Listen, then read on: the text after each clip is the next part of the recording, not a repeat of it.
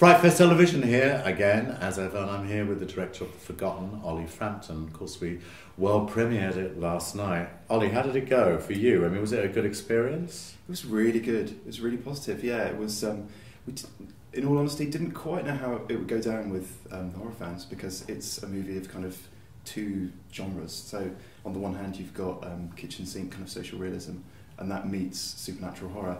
And the kind of social realism aspect is quite kind of heavy in the mix, and so we hoped that people would kind of really engage with it, and they did. So it was great. And your feedback was very positive, was it, when people? Yeah, I've seen a couple of reviews this morning, and they've been nice and saying all the right things. So yeah, really good.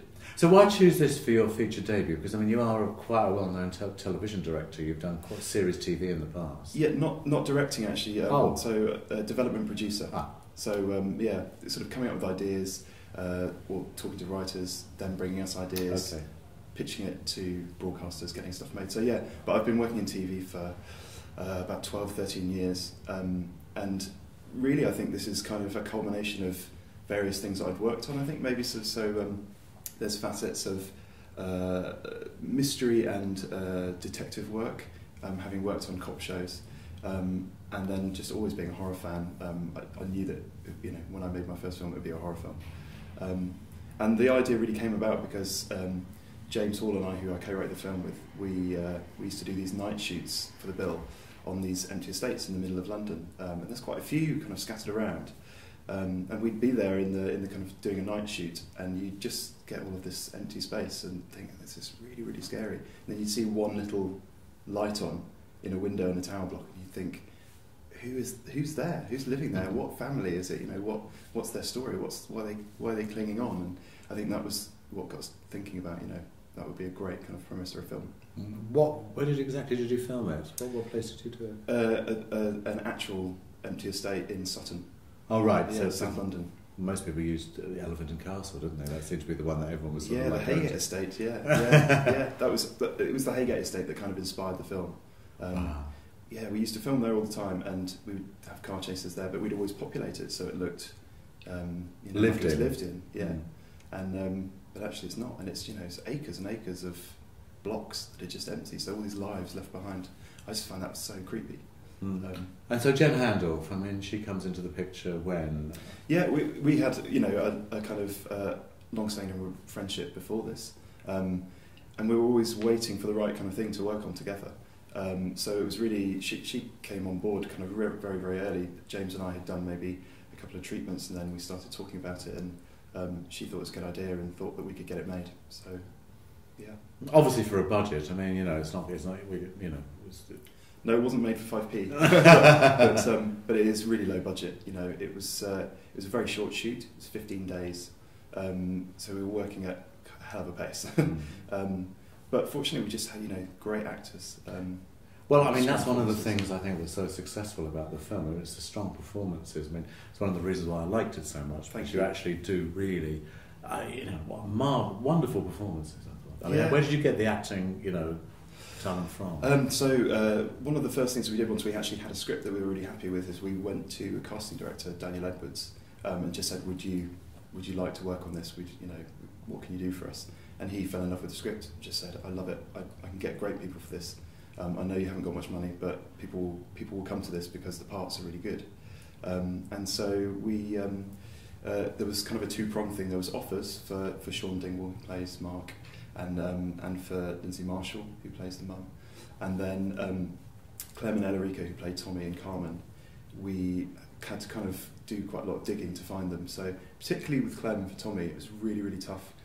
Daniel used to bring in, we'd do these casting sessions where he'd bring in 10 boys at a time, and we did that 3 or 4 times, so we'd kind of going through all of these lads, just seeing if they had the hint of Tommy about them and if they could really deliver on kind of his like naivety and his gentleness and his kind of inwardness. And nobody could quite do it, and so we had to go kind of beyond traditional routes, and Daniel went to a website, which I can't remember what it is, and various kind of strange sort of things where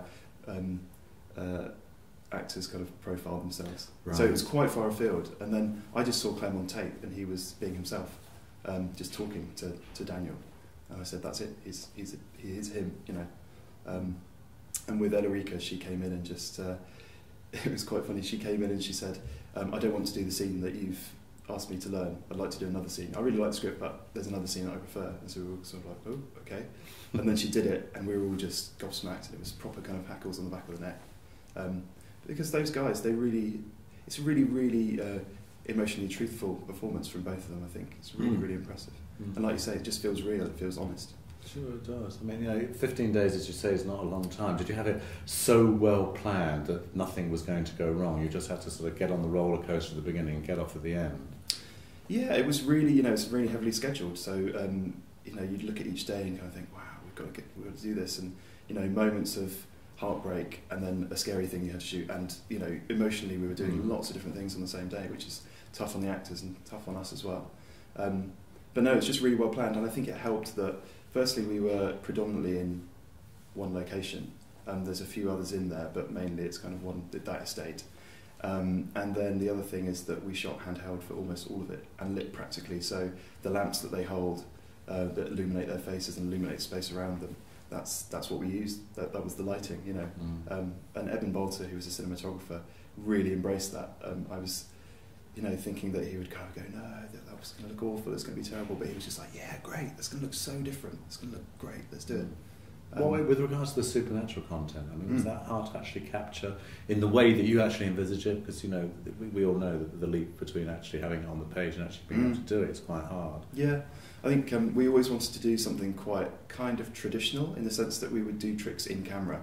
So there's a lot of shadows and glimpsing kind of things around corners, but also kind of things where people appear in vision, you turn away, you look back, they're gone. So that, in practical terms, that's kind of somebody stood up, when the camera turns, they bob down and disappear.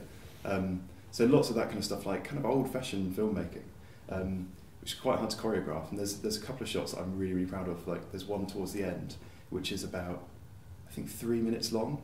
And you kind of forget when you're watching it that it is, but it's just one continuous shot that's really carefully choreographed with people ducking in and out and things that you see and glimpse and hear. So yeah, lots of that, which we love. I mean, what sort of horror movies do you like particularly then? Is it sort of like keying into your particular favourite genre? I mean, do you like that sort of film from the past? Yeah, I think, The Haunting, The Innocents.